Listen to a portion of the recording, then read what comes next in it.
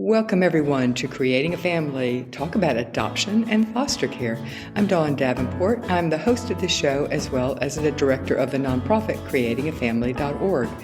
Today, we're going to be talking about therapeutic parenting strategies and solutions.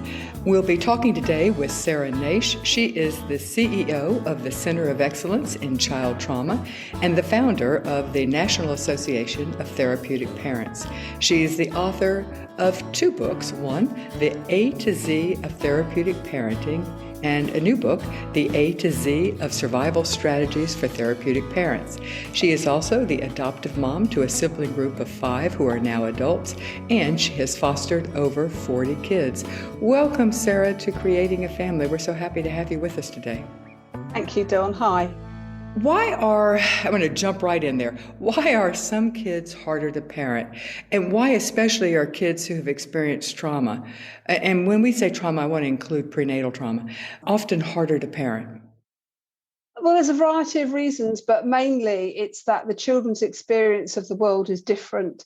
So their brain has grown and adapted to cope with the world they were born into. So, for example, I use an analogy about I say my children were born on a plane, and unfortunately the plane, for whatever reason, was flown by unskilled pilots, and that meant that the plane was swooping and diving and sometimes making a crash landing. Well, that meant that the children were never feeling safe and they had to adapt to that. Well, just because somebody comes along and says to the child, do you know what, this isn't going well, I'm going to move you into a different plane, different airline, and these pilots are great, they can fly the plane, they know what they're doing. The child can't just move planes and go, oh, phew, I can relax now. The point is they have adapted to the environment that they were in, and that is full of danger. So they're still looking for that danger when they come to us, the people that hopefully know what we're doing. Yeah, exactly. It's a good analogy as someone who dislikes turbulence a lot and gets tense and anxious anytime turbulence happens. So that's a good analogy. You say in your books that understanding the cause of the behavior is the root of parenting these harder to parent kids. The behaviors we are seeing, why do we need to focus first on the cause? Well, the thing is, it's a bit like, if you keep trying to resolve something in the wrong way, you're just going round and round in circles. So we talk about a needle being stuck on a record, like the old-fashioned record players. So, for example, say you've got a child who's stealing, for example, and we don't try and understand why they're stealing. We're just looking at the fact that the child is stealing. And we meet that behaviour with perhaps a standard parenting strategy, which is, well, I'm going to take your pocket money away. Well, because we haven't understood what's behind the behaviour, the strategy we're putting in there isn't going to resolve the behaviour, it's not going to change it. So as therapeutic parents, we can get very frustrated because we keep repeating the same thing, thinking something magic's going to happen. But if we don't understand why our children are behaving the way they do, we keep meeting it with the wrong response. It's our response that needs to change in order to change the children's behaviours. All right. So you start by saying we have to establish the basics to make their lives predictable so they can feel safe and grow and heal ultimately. And you lay out 5 elements for establishing this base. And I want to go through them because, as with all bases, they really are foundational. I guess that's stating the obvious, right? Let's start with the first of your 5 elements, and that is routines. One of the things, why are routines, first of all, why are they so important for these children? Well, let's think about the child I was talking about who was born on a plane. There's no predictability there. The child doesn't know what's happening next, doesn't know when the plane's going to crash, doesn't know when there's going to be a bad landing, doesn't know when they're going to be fed. So routines, it's often for our children the first time that they're able to predict what will happen next. So with my children, I certainly found very early on that by having a very strong routine where the children knew that they were going to get fed at certain times, that helped them to have lower cortisol levels and to feel calmer and be more regulated. So it made our lives easier. I'm not saying that it was a fun thing to do. It can be quite boring having to have the same routine and, pretty well cast iron. But it is important for our children to be able to predict the future, perhaps for the first time in their lives. Predictability leads to a feeling of control, doesn't it? Yeah, absolutely. And of course, for our children, that's something that they are seeking a lot of the time. So I often liken that to, the child banging on the cockpit door, trying to get in the cockpit to fly the plane with the pilot, because they feel like there's only me that knows how to do this. Mm-hmm. As parents, we see that as the child trying to be controlling, but actually it's a fear-based behavior. The child is scared about what's happening and wants to have some control over that. That's going back to trying to understanding the root cause, right? Yeah. Is understanding that it is fear-based.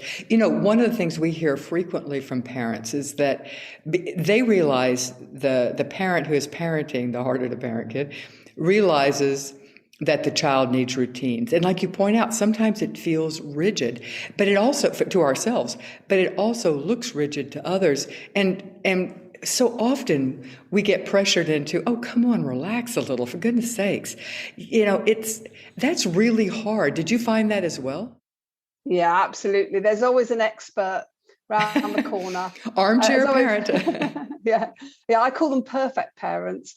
People that have not raised a child from trauma, but know all about reward charts. So I have a good little story about this. So I had a very good friend, and she ran a nursery. So she knew all about, neurotypical children. And she came to my house one day and she said exactly what you just said. Oh, you're quite strict, aren't you? Lighten up a little bit. And I said to her, because I was fed up with it, I said, do you know what? You're quite right.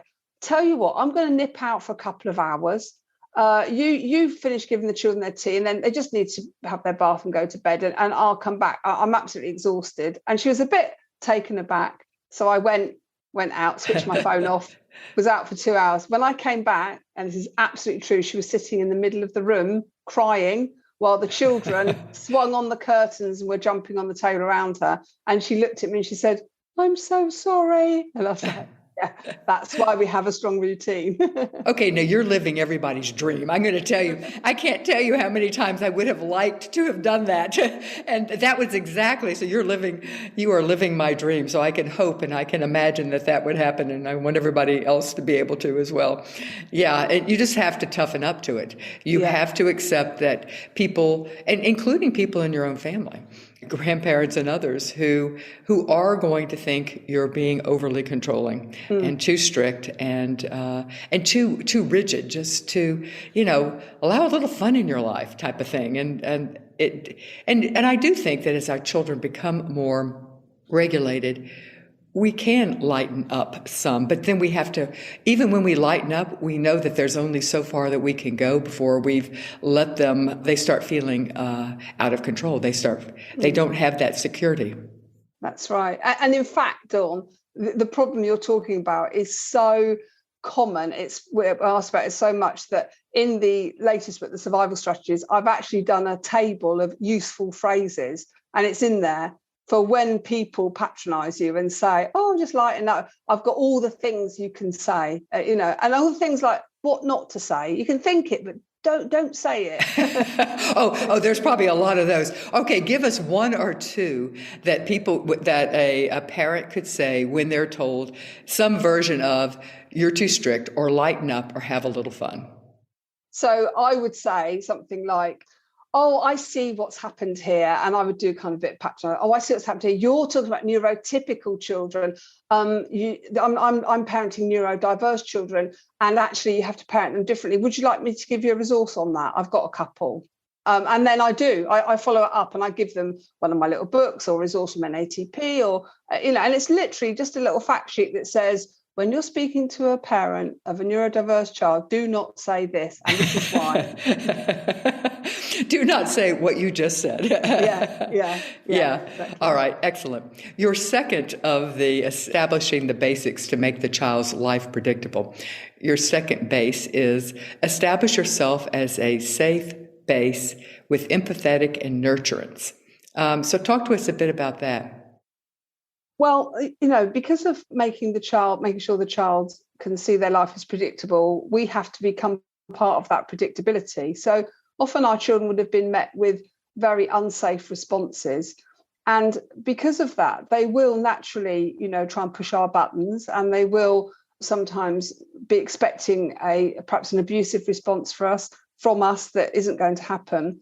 And we can only really demonstrate to them through time of responding appropriately that actually we're not going to hurt them, we're not going to overreact, and that we are safe. So once we can show the child that we are safe, that helps the child's cortisol to lower, and they can start to stop testing us. Now, that takes a long time. It's not quick, but it is about making those plane landings many, many times. You bring the plane down safely, and over time, the child goes, oh, I think this person has got it. I think they can keep me safe.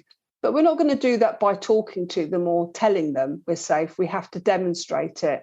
So that will be things like, if a child is lying to me or doing something which is designed. So say, for example, I've told them to definitely not put an item of clothing on, and then they put that clothing on and they dance into the room wearing it.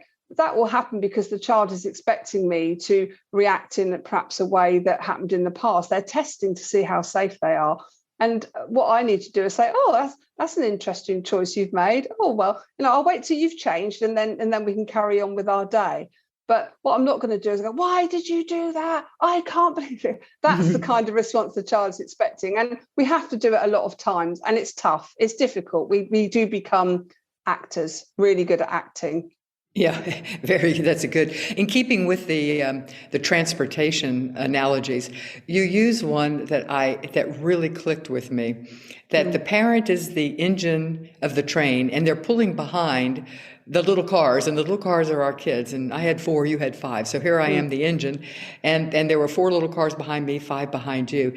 And one seemed to always be jumping off the track, but I still needed to be the engine. I still needed to be that safe base and try to get the child back on the track. Somehow that just really stuck with me. Yes, absolutely, because it's only by moving forward that you keep the children on the track. So sometimes it can be a bit tempting to kind of stop and go, hang on a minute. So the child has stopped me. Maybe they haven't got their shoes, or maybe they're not walking out the door. And it can be, and sometimes we get dragged into that, and we go and we start following the child, and we're going back down the track. But if we just keep moving forwards and say, oh, I can see you're struggling with this, never mind, it's time to go to school now. And we keep going. We just keep going forwards with our parenting. The children do follow us. They do follow on behind. They don't want to be left behind. So I think part of that as well is about looking at who is there, who's putting coal in the fire, who's helping me drive this engine, and who isn't, because it's tiring doing it on your own. So we need to get the children to secure attachment station. That's such a good point. It is tiring doing it on your own. Absolutely. Another thing you say that really resonates in this establishing yourself as a safe base is to respond to the child, not to the child's demand. Can you give us an example of what you mean by that?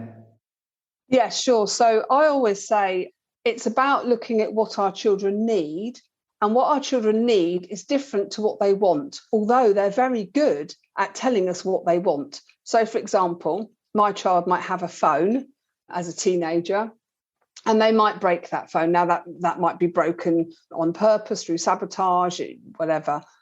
The child is likely to say to me, I want a new phone, I have to have a new phone. I'm going to hear it 100 times a day. If I don't get a new phone, I'm going to die. Well, the thing is, that is what the child wants. That isn't what they need. What they need is to learn that if they break something, that's a shame. It's broken. It's not there anymore. We're building synapses in their brain by helping them to understand that the broken phone is no longer available to them. And we would help them to perhaps get a phone another way, but it's going to take a while. It's not going to be immediately replaced. So it is about, and I might even say that to the child, I know you think you really, really want another phone, but it's my job to look at what you really, really need. And I think a little break from your phone will be very helpful for you. Okay. Hey guys, if you are not a subscriber yet to our monthly newsletter, please go over to bit.ly/ CAF Guide and subscribe now. That's bit.ly, bit.ly/CAF, obviously for creating a family, CAF Guide, all one word. You will get a free download guide for parenting a child exposed to trauma when you do. And you'll also get great content delivered right to your inbox monthly as well. All right, so the third element for establishing the base after establishing routines and setting yourself up as a safe base, the third is be honest about their story, be honest about the contacts, agreements, be honest about the things happening in their life. Let's talk some about that. Why, first of all, is that so important? First of all, the child knows what has happened to them. Even if they don't hold it in their active memory, their body knows. So their body will remember frightening things that have happened. There'll be things that trigger them, like smell, like certain environments, certain sounds, that kind of thing. They already know it. So if we try to fob the children off by saying something like, oh, your mum and dad couldn't look after you, that doesn't resonate very well with the child, because what they hear there is they couldn't look after you. So does that mean they could look after somebody else? Is that because there's a problem with me? Mm-hmm. So I found with my children and the children I work with now, it's very important to say, do you know what? There are some people who are unable to look after children. We don't know why. Sometimes we know why, sometimes we don't. They're unable to look after children, and they couldn't even look after you. So therefore, they couldn't look after any children, because you're like the best children ever. You're the best kids ever. And they couldn't manage to do that. And then I would answer the children's questions honestly. I would tell them what had happened. And that's not about saying, for example, I would never say to a child, your parents loved you, if I have no evidence for that. And my children say now to me that if I had said to them that their birth parents loved them, they would have felt very worried about forming relationships, because if that's what love was, they didn't want it, because they came from a very abusive background. So instead, I said, this is what happened in your home. This is how your birth parents work. This is what happened. This is why we think it happened. And it's very sad. And I'm here for you. Mm-hmm. What I notice about that story is you also were not putting their birth parents down. You weren't saying derogatory things, even though you likely feel them. Yes, yeah, that's right. That's right, because when you do that, really, we never do know the whole story. We never do know. And although my children's birth parents did behave appallingly and were very, very dangerous, something made them that way. So something happened to them to make them that way. And I don't know what that was. So it's not my position to judge, but it is my position to assure the children that it was not their fault. Whatever happened was not down to them. Mm-hmm. All right. The fourth element of establishing a base after routines, setting yourself up as a safe base and being honest about their story without filling in the gaps that you don't know. The fourth one is establishing clear, strong boundaries. On its face, that is obvious. Kind of goes back into the idea of routines being very clear about what you want. But what do you do when these boundaries are crossed? Well, I think that's going to be kind of where I'm at in point 5 around consequences and what we do with that. But we have to be very clear about how we set those boundaries out in the first place in order to make sure the children understand. So, for example, language is very important. I remember saying to the children, can you empty the dishwasher, please? Well, what I know now is that my children heard that as, are you able to empty the dishwasher? Mm-hmm. They didn't hear it as me saying it's your turn to empty the dishwasher. So I learned to change my language into, it's your turn to empty the dishwasher, time to do it now. Thank you. So part of boundary setting is around really looking at our language and making sure we're giving clear direction to the children, which can't be misinterpreted. And if we have given that clear direction and set out those boundaries, then if those boundaries are transgressed or they're not met in some way, then we as the parent have to make sure that we are allowing consequences to occur, natural consequences or logical consequences to occur.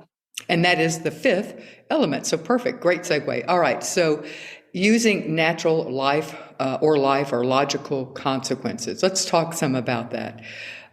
First of all, how does that differ when we hear people say, I'm going to give you a consequence versus using the natural or the logical consequence? It's really interesting, I think, because what I always ask parents to think about is, who is that for? Who is that consequence for? So, for example, if you have a child who has, for example, stolen something, they've taken some money or whatever, and you are saying to them, well, because you took that money, I'm going to take your pocket money, or even better, I'm not taking you to the cinema. I'm not taking you to the movies tonight. Unrelated, completely unrelated. That's a punishment. And that's for our benefit. That's for the parents' benefit. That's to try to make us feel better. Mm-hmm. For the child, that doesn't help them to link what they did with what has happened. So one of the things our children really struggle with is linking cause and effect, because in their early life, consequences didn't make any sense a lot of the time. So what we have to do is we have to build these synapses in their brain by saying, oh, okay, because unfortunately you took that biscuit, there are no biscuits left, the cookies. There's no cookies left for later. They've all gone.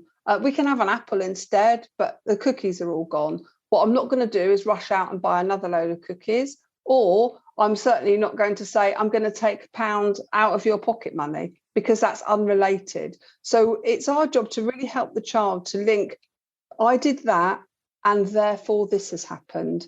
And the best way of doing that is a natural consequence, where the child's broken the phone is broken. The child has thrown the remote control for the TV out the window, the TV doesn't work. That's a natural consequence. But when we want to perhaps do a little bit more, or we want to make those links a bit stronger, we might put in something else. So, for example, my daughter, she tried to jump out of a moving car. Obviously very dangerous, and my husband grabbed her and pulled her back in. He nearly said, right, that's it, you're not going to the party tonight. Completely unrelated. And I said, no, that's what's going on here. So I said to her, because you tried to jump out the car, it's very dangerous, we need to keep you safe. Until I can be sure that you're safe, I'm not going to take you in the car for the next week. I'm going to just check you're safe. So I'm relating her trying to jump out of the car to something to do with the car. So I call that an extended natural consequence. So you've got to do something. It's not something that just occurs on its own, but you keep it as close as possible to the actual action and event. So the child starts to learn, I did that, and therefore this has happened. Yeah, I'm so glad you raised the issue of recognizing cause and effect. For neurotypical kids, that is a natural developmental stage. We don't expect it of a 2-year-old, but we do expect by 6, 7, 8 that the children are beginning to understand, I do something or something happens and this is the effect. I do something and this is the effect. But early life trauma especially perhaps prenatal exposure. And we know from prenatal exposure, for example, that it actually changes the structure of the brain. You can look at the MRI of a child who has been prenatally exposed to one who has not, depending, of course, on the timing and the substances and things such as that. And it affects the area of the brain that affects cause, that we use when we are developing cause and effect. And early life trauma can do the same. And plus, honestly, trauma often makes our children developmentally younger than their chronological years. So that also impacts understanding. Again, we don't expect understanding of cause and effect of a 2-year-old, but further we do of an older child. So I'm so glad you raised that, because it's so much of life is based on, and behavior and getting along in the world is based on understanding cause and effect. Absolutely. And certainly in my 5 adopted children, you can really see that happen, because my youngest child was removed at birth, and she has as many issues as my older children. Yeah, and not knowing the details, but that's even prenatal trauma or prenatal exposure. Yeah, It's absolutely. it's such an important thing. And the thing about a natural consequence, and you talk about this, what we're really doing is helping the child recognize that they can impact the world. And that is just fundamental to all humans. We, especially as we age, we want to know that we make a difference or we can make a difference. So what a powerful thing following through with the logical consequences could be. Yeah, absolutely. Because if I think about my children's early life, for example, one of them left in a cot, wet, hungry. If he cried, nobody came. If he wet himself, he stayed wet. So, like you say, there are no consequences. It's like he made no impact on the world. And often our children don't understand the impact they make on the world. So we're actually empowering them by allowing them to experience these consequences. And I speak from knowledge on this one. It is tempting when our kids do something that is either pushes our buttons or annoys the ever-loving out of us. It's so tempting that to allow the natural allowing the natural consequence to happen is not quite enough. So we want to add an extra dig in there. We want to do as your husband had wanted to do about saying, well, if you can't ride in the car, by golly, you're not going to go to the party, because that makes us feel a little better. But it's so important to combine not even with nurturance, and part of that means not being gleeful, even it's probably okay to have a little glee inside. We are human after all. Let's talk some about the importance of combining natural consequences with nurturance and kindness and sympathy and empathy and all that. And I can see when a parent is in compassion fatigue or is really struggling, that's when the nurture goes. So that's when I will see parents say things like, he lost his phone, so he hasn't got a phone now, and I told him it was his own fault, and they're literally like, ha, ha, ha. And I'm like, okay, so where was the nurture? Where was the nurture? Remember, therapeutic parenting uses natural consequences with nurture. So I would be saying, it's a real shame that your phone is broken. Let's sit down and work out a way that I can help you to, save up for a new phone, or let's look at what the secondhand ones that you can get in the future. I'll give you a nice hot chocolate, a drink. So there's got to be that nurture, that empathy with the child, because otherwise what happens is the child just becomes more oppositional to us. We become the enemy, and they know if we're doing it, as you say, in a gleeful way, they know, and then we're the enemy, and we're going to get very stuck in that. So it won't help any of us. One of the issues that comes up with using natural or life or logical consequences is that sometimes there isn't a consequence that is either timely or there isn't one of the things that was frustrating for me as a parent was the lying. The natural consequence of lying is that you lose somebody's trust. Well, that's not a very concrete consequence, and particularly for a child who is struggling with cause and effect and struggling and needs something more concrete. And there are other examples of that where the logical consequence is far off in the future, or the logical consequence is too dangerous, or whatever. What do you do as a parent then when you can't think of or you can't allow the logical consequence to follow through? Well, there's a couple of things. So, for example, with lying, we know that children often don't know the difference between truth and lies, and they really struggle with that. So that's something I wouldn't bother using consequences or natural consequences with, because I don't know if the child knows what they're saying is true or not. So that's quite important. If I can't think of something in the moment, I always say something like, it's very sad that this has happened. I wouldn't say that you did this. It's very sad that this has happened. And I'm going to have a little think about what will happen next. So that's a really good phrase to use, because sometimes you're so angry you can't think straight. Exactly. And just buy some time, because the thing's already happened. And quite often when you get away, you can think of something. With lying, you're right. the consequence is that they've lost the trust of the person, and you might want to point them out to it. They likely won't care. The main thing that I would do is I would just say to them, I know that you're saying you didn't steal the biscuit. I hear you say that. However, I see the biscuit in your hand and the crumbs around your mouth. So I've decided you did steal the biscuit. Sometimes I think your brain gets mixed up with what's true and what isn't. And that's enough. That's enough to just tell the child, you know, the truth. We don't have to prove, we don't have to waste 2 hours of our life proving that we're right. Just tell them. Yeah, absolutely. Let me pause here for a minute to tell you about a free educational resource. Thanks to the Jockey Being Family Foundation, we have 12 free online courses available now for you, our listeners. When you go to bit.ly/JBF support, that's bit.ly/ all one word, JBF support, you can see all the titles, such as Taking Care of Yourself When Parenting Harder to Parent Kids. Be sure to tell a friend about these free courses too, and thank you. You have what I particularly appreciate about your books and your approach to therapeutic parenting is the practicality of it. It's clear that you have been in the trenches and have because so often theoretical is good. It's good for us to know it. But in the heat of the moment, theory is the first thing that leaves our brains, and I speak from experience. So I particularly like, you have what you call the parents model, PARENTS model. And what I like about it, it's what you need to think about when an incident happens. So, okay, something has happened, and all of a sudden, and you're feeling your cortisol levels escalating rapidly.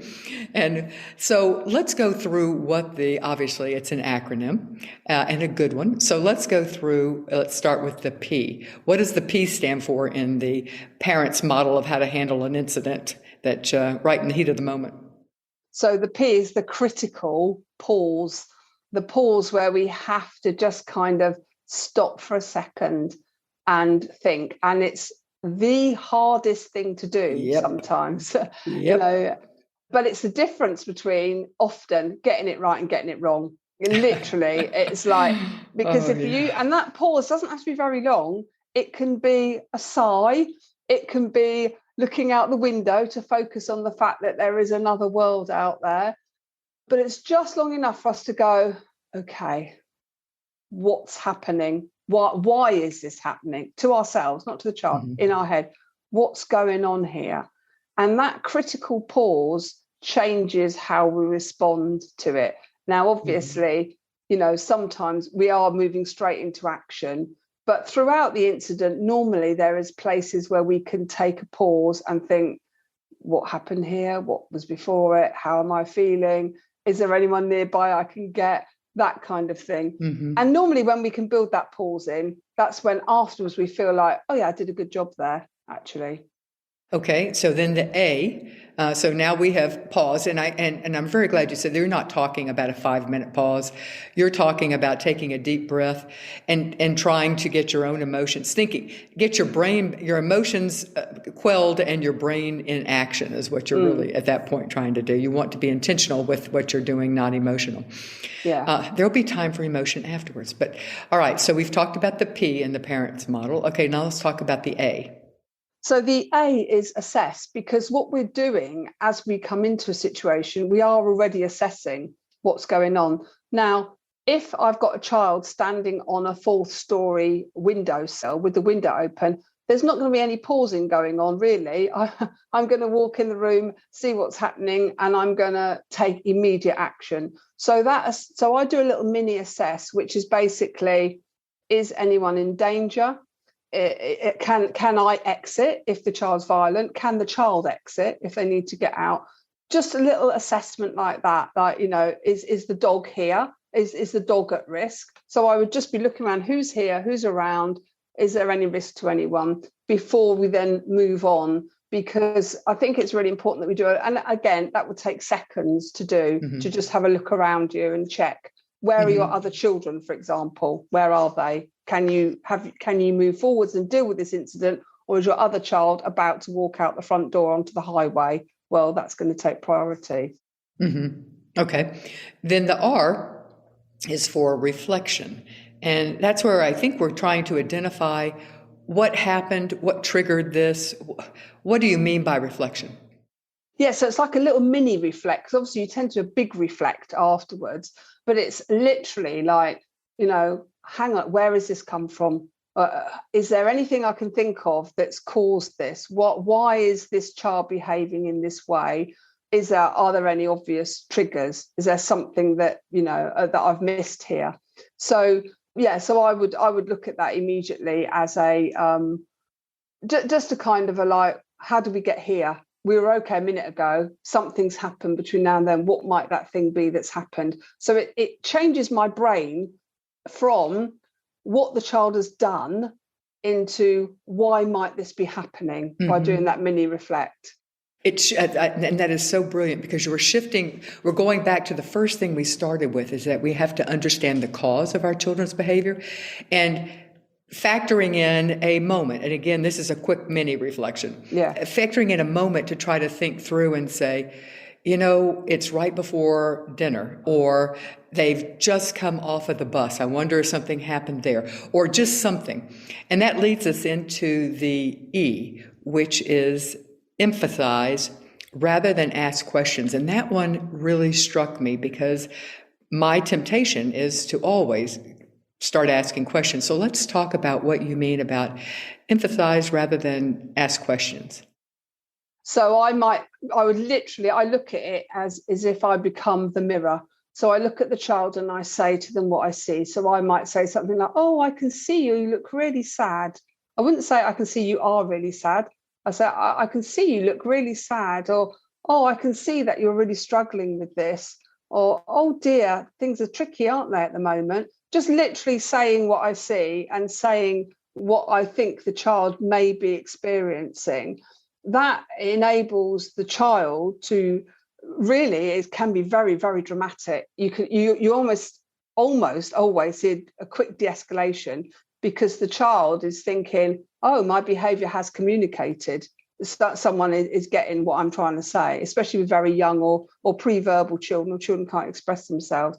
So that quick bit of empathy there, but oh dear, I can see you're really struggling with this. Oh, poor you, or oh no, let me help you, that kind of thing. It's just a much stronger way to form that connection in the moment and to show the child what it is that you're seeing. And you talk about respond to their feelings rather than their behavior. Give us an example of what of language you would use. Let's say the child is tantruming and has knocked lamps over and is getting ready to do is picking up something else that they're going to throw. Give us some language. Now, at this point, we're trying to focus on their feelings, respond to their feelings rather than their behavior. How might we handle that? Yeah, so if I've got a child that's tantruming, I would be saying that kind of thing to them, like, oh dear, you've got a really sad face. Oh dear, goodness me, you are angry. Wow, that's some big feelings you've got there. So I'm going to reflect back exactly what it is that I see. If a child's screaming, I might need to raise my voice so they can hear me, but I'm not going to do it in an angry way. So, wow, that's a big shouty voice you've got there. Goodness me, I can see that things are really difficult for you at the moment. So that kind of empathic commentary, I wouldn't be saying at this point, if you've got a tantruming child, I wonder if this is happening because you didn't want to go to school or whatever, because that part of the brain is offline. We've got to get the child down and regulated. And we're only going to do that by reflecting back what it is we're seeing and what we think the child is feeling. So for example, my niece recently, she was trying to come in through a gate and she couldn't open the gate. And her mother said, no, leave her, she's got to learn, which I didn't agree with. I didn't want to undermine her. And I could see the child's getting more distressed. And the mother said, no, she needs to ask nicely. So I said, okay, would you like me to show you how I can get her to ask nicely? And she said, all right. So I went over to the child and I said, and she was very angry and punching the gate. And I said to her, oh, goodness me, Daisy, you look very sad. No, oh, you look like you're really struggling here. Do you need some help?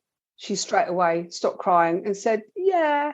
And I said, what is it you need help with? And she said, open the gate, please. So mum was happy because the child had managed. I wouldn't have done that with my child.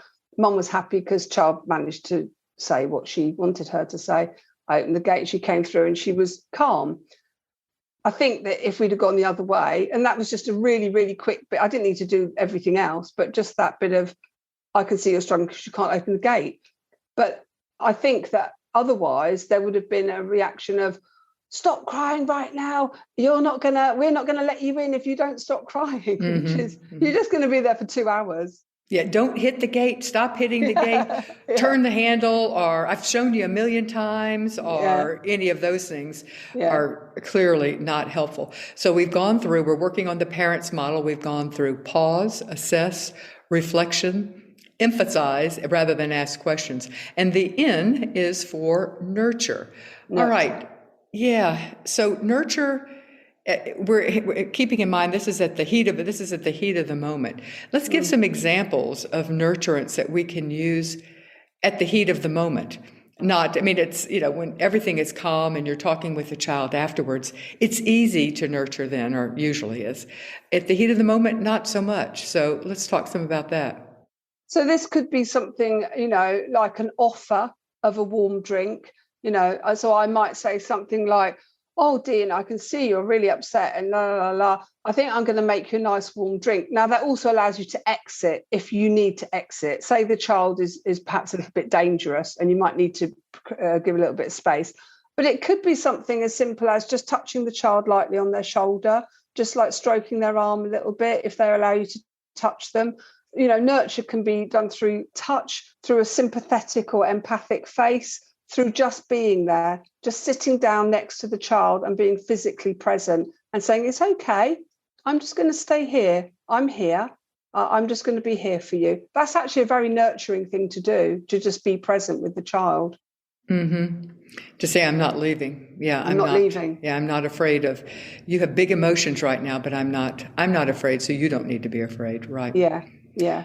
All right, then T, we knew we'd have to come to the thinking part. So the T is for thinking, thinking about the next action to take. Again, speaking in the heat of the moment, what are you thinking about at that point? So this might happen during the incident even. So I've certainly been in incidents with children where it's taken a long time. The calming down has taken a long time. So I might be sitting next to them and stroking their back and helping them to calm. Well, while they're calming, I might be thinking then, or it might happen afterwards, when the child's gone on with their day. So what I'm doing here is I'm going back over it and I'm thinking, why did that happen? Well, I think I've identified a trigger. Was that right? Is there something I can do? Is there something I can change to remove that trigger for the future? Is there actually some kind of logical consequence that needs to be put in? Is this all resolved and I'm happy that it's okay? Or is something, need to happen that I need to revisit with the child? Mm-hmm. Or are we able to draw a line under it? And I might want to take a bit of time to think about that. I definitely don't want to be making that decision if I'm angry or upset or emotional. Mm-hmm. I'm going to buy myself a little bit of time. So I want to think about the strategies that I've used and if they worked and what didn't work. And if there's anything else that I could do to perhaps move this on, I might need to have a conversation with the child. I might need to assure them that I still love them and it's all okay. Mm-hmm.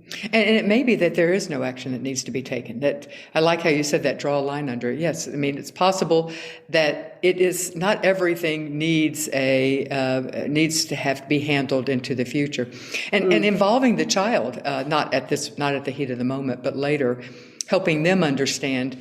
It sounds to me that I'm wondering if you're not struggling at school and therefore wanting to avoid going to school, and is that part of this? So or whatever, how can we set up our life so that this trigger doesn't happen? Obviously school is not one of them, but there are sometimes we can set things up about, I'm wondering if you're hungry, that when I notice that when you haven't eaten that you really have a hard time, so maybe we need to have fruit sitting out on the counter and just know that you can get it any time, or that type of thing, talking with the child.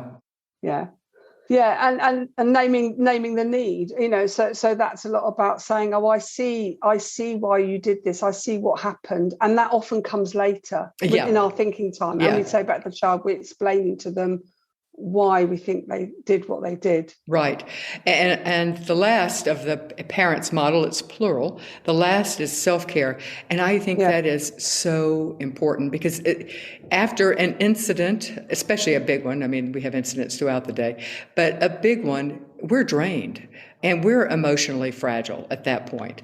So recognizing that we are not superhuman, even though we might want to think we are, that we have to take care. And I think of them sometimes with self-care as mini breaks. I think we think of self-care as a pedicure or a massage. And that's not that I love massage, but if that's our idea of self-care, it doesn't mean we can do it on a regular basis. So, So what do you say from the self-care standpoint? So I now talk about self-care as essential maintenance, because when people used to talk to me about self-care when my children were growing up, I would literally roll my eyes. Yes, I know. I don't have time for bath bombs. I couldn't even turn the taps on the bath before the children were banging on the door. So I felt this was unobtainable. Mm-hmm. But what I realised was that if I didn't do essential maintenance, which was making sure I had a little bit of space away from the children so that I could free my brain to think about what was going on, everything would actually come crashing down. So those self-care bits, those essential maintenance bits, it can be as simple as going out in the garden with a cup of tea. Mm-hmm. It doesn't have to be a spa break, although, of course, a spa break is lovely. Mm-hmm. But it is about making sure you've got that time, making sure that when you make arrangements to see friends, that you go, making sure that you have babysitters. And do you know what? Your babysitters will not do it exactly like you do. They won't. And you accept that because your break is more important because you can come back refreshed. Yes. And many self-care, many breaks, making certain that a friend of mine she had to have 2 hours at the end of the day. So she put the kids to bed earlier. That was just huge for her. She would pop popcorn. She would curl up and with a movie, and if she didn't do that daily, that was her recharge, and she needed to do it. Guys, I want to tell you about one of our partners, in fact, one of our longest standing partners, and that's Children's Connection. They are an adoption agency providing services for domestic infant adoption and embryo donation and adoption throughout the U.S., as well as they do home studies and post-adoption support to families in Texas. Thank you, Children's Connection. Now I want to talk about some other parenting strategies for tools in our toolkit, so to speak, for our harder to parent kids. The first is identify your triggers. And boy, and it's often hard to know our triggers because it seems like our triggers are logical. They should be. Dadgummit, everybody would be triggered by this kid doing that.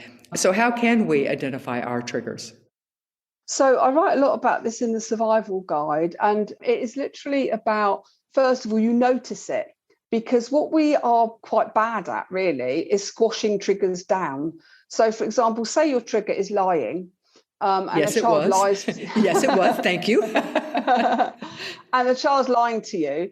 What happens is we tend to not notice that's triggered us. We just feel enraged and we're not noticing. So that's part of our reflection afterwards. We'll go, I wonder why, when I knew it was like, how did I feel? How did I react?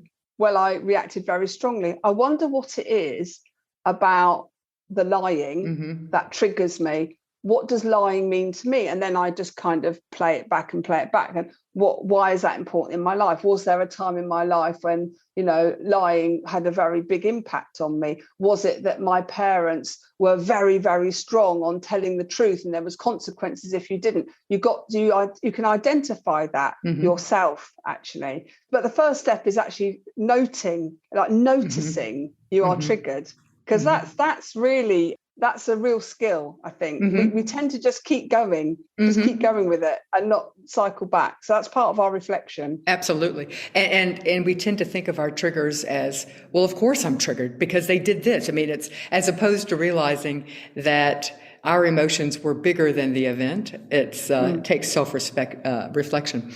All right, another one of your tools is to set realistic expectations. And that sounds obvious, but with our kids who have experienced trauma or have experienced prenatal exposure. Having our expectations be realistic is crucial, isn't it?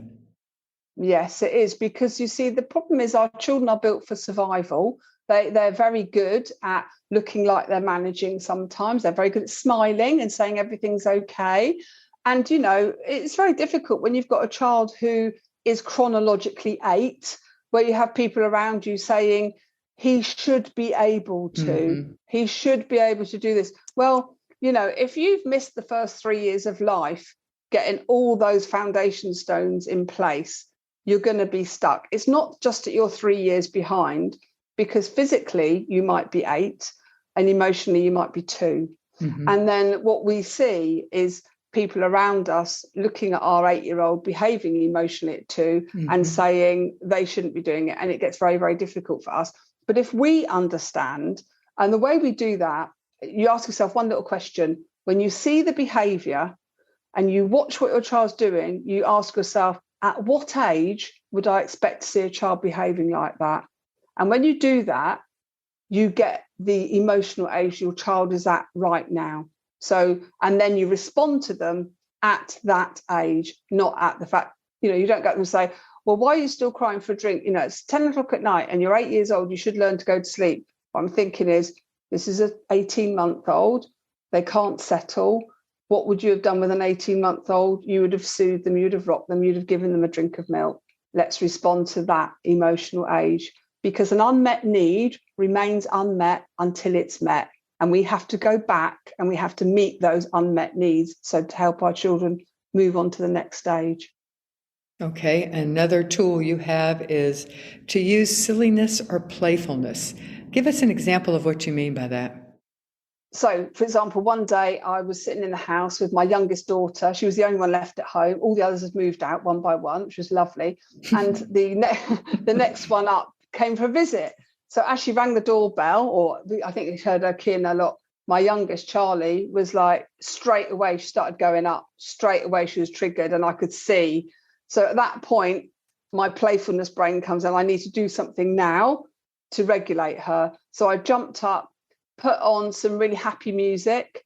I said, I haven't done my exercises today. Come do my exercise with me, Charlie. And I started doing these dancing about. And she laughed, jumped up and started dancing with me. So that lowers her cortisol levels. And we know that children can't feel fear and joy simultaneously. So she's feeling joy. The fear, which is fueling her anger about her sister coming in and taking her space, that's gone away. So it's got to be in the moment, and it's got to be pretty quick. But, I used to have quite a lot of laughs with it myself, actually. And now I'm afraid I'm the one who embarrasses my children, and they're the ones that tell me to stop.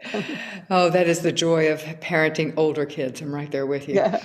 Another tool is remove the audience. What do you mean by that?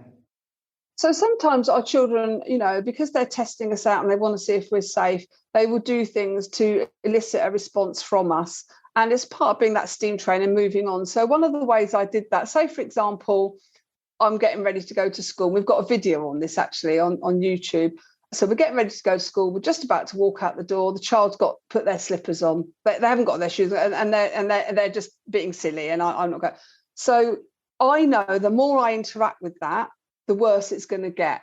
I know that. So what I do is I do the opposite, and I go, oh, great. Okay, well, we'll just wait here while I wait for you to put your slippers on. I've just got to make a quick phone call, actually. So I'm removing my attention from what's going on, and I'm making a call, a pretend call, obviously, to somebody who doesn't exist, and the phone is on silent, so it's not going to ring. And I say, oh, hello, yes, we would normally be going to school, but so-and-so's decided to wear her slippers today. That's funny, isn't it? Anyway, I'll put the kettle on. And now, obviously, your brain is thinking, I've got to get them to school. I need to. But actually, the more we indulge ourselves in that behaviour, the worse it's going to get. Well, the child wants my attention back. So they've gone off. They've put their shoes on. Mum, come on, ready. Come on, let's go. We need to go to school. They want me off the phone. So I'm able to keep up my empathic commentary on the phone call. I can talk about the child and say, oh, dear, I wonder if she's worried about going to school. I can stay present, but my attention looks like it's elsewhere. So that really helps. Or going into the kitchen and starting on dinner, or Yeah, going and drawing a bath for yourself, or something yeah, that our attention is often fuel. And yeah, some things, if we remove the fuel, the fire dies out naturally. absolutely. Here's another tool. Help kids show they are sorry rather than demand they say they are sorry. That's a great one. Talk to us about that one. Yeah, so our children, they do usually want to put things right. They do feel this kind of disconnect, but they don't know how to put things right. And we can often get into a battle where we're demanding that the children say sorry. I've been there. And then they say you're sorry. They say they're sorry, and they say it like, sorry. So, And you go, yeah, no, okay, you got to say it like you mean it. Then you think, who yeah, is the adult in this room? yeah. Clearly not me. Yeah, and it's a really easy trap to get into. Oh, So, yeah. like lying, we don't want to paint ourselves into a corner with that. So I'm not going to ask my children to say sorry. I'm going to say, so for example, my son playing in a soft play place with another child, because that's always what parents really struggle with, is what other people think. Yeah. He's bashed another kid, and the mother is going, oh, he needs to apologize. So what I do is I take my son over.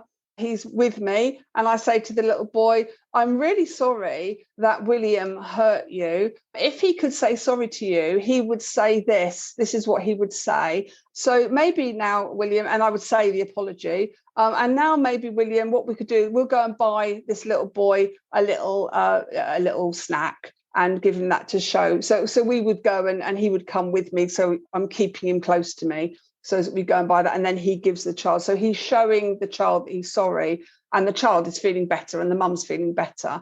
But I'm not standing there going, you will stand there until you give me a meaningless apology. Mm-hmm. Mm-hmm. Yeah, because that's a fool's errand. All right, you mentioned the phone strategy above, but that's another tool, and you mentioned it as a way of diverting attention, but there are other ways we can use our handy phones, which are always with us anyway. Yeah. One I particularly liked was being able to pay a compliment, but it meant more to, especially one of my children, if it was not directed to them, but if they heard me on the phone to my mother or my husband or whatever, saying, oh, so-and-so did the kindest thing today. I was so impressed. And I will admit that every once in a while it was done without anybody on the other end of the phone. Yeah. But Yeah. So any other ways that we can use our appendage called the phone to help us in parenting these kids? Yeah, no, absolutely. So, for example, I used to take photos in the moment of the child when they were doing certain facial expressions, because my children didn't know how to smile. And I would do so, and I'd say, that's what you're smiling like. What do you think about that? So they could see it right now while they were doing it. And I said, do you think this looks happy or sad? I'm not going to share it with other people, and then we might use the mirror. The other thing that I would do was check my emails. So I'm walking home from school, child decides they're going to hold on to the lamppost and they're not going to move. I'm going to hold, and I'm, oh, brilliant. Can you stay on that lamppost? That's great. I haven't checked my emails today. I'm just going to check my emails. And I just literally, I'm looking at my phone and just looking at it. And of course, the child's holding on to the lamppost now. They don't really want to hold on to the lamppost anymore. There's no point to holding on to the lamppost. And I'm like, no, stay on the lamppost. I know where you are. I'm going now, Mum. We're not going to do it. So yeah, quite handy. I love your concept of payback time. Explain that. I used it and I love it. Yeah, so this is like, so if I've had to do something which has taken me a lot of time, then the child owes me that time back. So because sometimes that's really useful for these situations where you can't think of anything. Yes, that's how I used it. Exactly. Yeah, where it's like, there's nothing obvious, there's no obvious natural consequence here.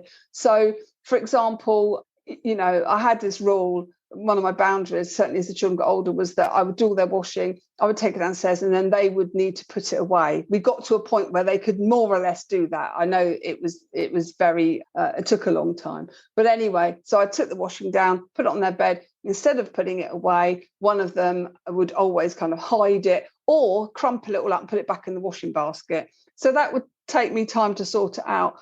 So I would, rather than say, well, you're going to have to go about in dirty clothes or creased up clothes, which is not therapeutic and there's no nurture there, I would say, oh, I was a bit sad earlier. I noticed that, the clothes were all screwed up and put back in the laundry basket. And it actually took me half an hour to sort that out. So now I don't have time to drive you to so-and-so because that half an hour, I need to use that for something else. So I'm sorry, I can't take you there. So you need to help me with this so we can get it done quicker. So I might say, so you can help me with the washing up.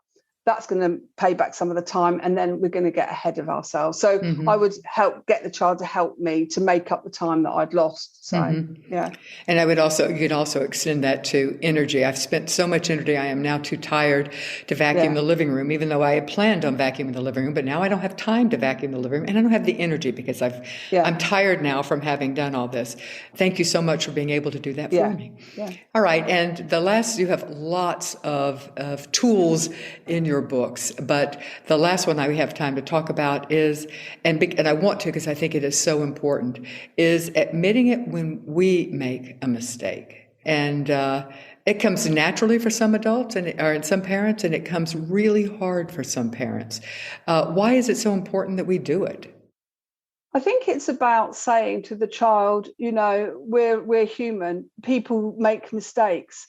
I think that the error we sometimes can make, we can overdo it. So I get a lot of parents that will contact me and say, oh, I made a mistake and I did this and I'm so sorry and I don't know what to do and I'm such a terrible parent. So I always say to them, well, hang on a minute, let's get a bit of perspective. Because do you know what? The amount of times I say to my children, yeah, I'm sorry I had a bad day yesterday. I know I was a bit short-tempered. They would say, were you? Did you? It's often worse in our minds than it is for the children. So it's still important to acknowledge that and say, I had a bad day yesterday. I was feeling tired and grumpy. My daughter once said to me, oh, was that a bad day? She said, oh, well, a bad day with you is like a day in Disneyland compared to a good day with my birth parents. Well, I'm just going to say for the rest of the parents out there, don't expect to hear that. No. It's wonderful if you would hear it, but you probably won't. It was some years. Yes. It was some years on. Yeah, exactly. Yeah. Well, thank you so much for talking with us today about therapeutic parenting, and I truly appreciate it. Will you also share with us about the new book now? You have two books. The first is the A-Z of Therapeutic Parenting, but you have a new book that just came out, the A-Z of Survival Strategies for Therapeutic Parents. So what prompted you, and tell us about the new book, what prompted you to write an addendum, a sequel?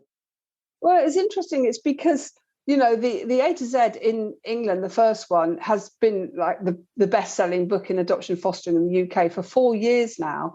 And I started thinking, that's great for the children, for helping someone about the children. And then I started thinking, it can be so isolating sometimes. We do have these bad days. Our Facebook pages are full of parents saying, I'm a terrible person, I'm overwhelmed, I don't know if I can do this anymore, this is really difficult. And I just thought, I'm going to talk to that. I'm going to talk to the fact that we sometimes have days when we get up in the morning and we really don't want to carry on. Yeah.